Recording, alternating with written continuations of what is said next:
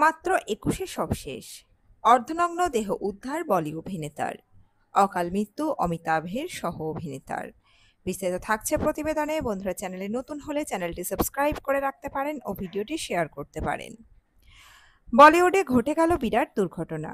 ২১ বছর বয়সী অভিনেতা প্রিয়াংশু ঠাকুর, যিনি অমিতাভ বচ্চনের সঙ্গে ঝুন্ড ছবিতে দুর্দান্ত অভিনয় করেছিলেন এবং খবরের শিরোনামে উঠে এসেছিলেন। খুন হলেন ২১ বছর বয়সী সেই অভিনেতা প্রিয়াংশু। অমিতাভের ছবিতে বাবু ছেত্রীর চরিত্রে অভিনয় করেছিলেন তিনি। যদিও এটি একটি ছোট ভূমিকা ছিল, তবু অনেকেই তাকে মনে রেখেছিলেন। জানা গিয়েছে, বন্ধুরাতে খুন হয়েছেন প্রিয়াংশু। তরুণ অভিনেতাকে তার বন্ধু ছুরি দিয়ে পাথর দিয়ে আঘাত করে এবং তার দিয়ে বেঁধে রাখে। তাকে গুরুতর আহত অবস্থায় পাওয়া গিয়েছে এবং হাসপাতালে নিয়ে যাওয়ার আগেই মারা যায়।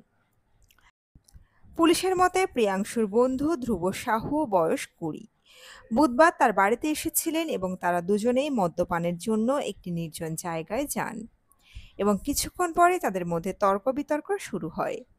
সাহু পুলিশকে জানায় যে প্রিয়াংশু তাকে হত্যার হুমকি দিয়েছিল এবং সেই মুহূর্তের উত্তেজনায় সাহু তাকে ছুরি দিয়ে কোপ মারে এবং পাথর দিয়ে আঘাত করে। তারপর তাকে বেঁধে রাখে যাতে সে পুলিশের কাছে যেতে না পারে।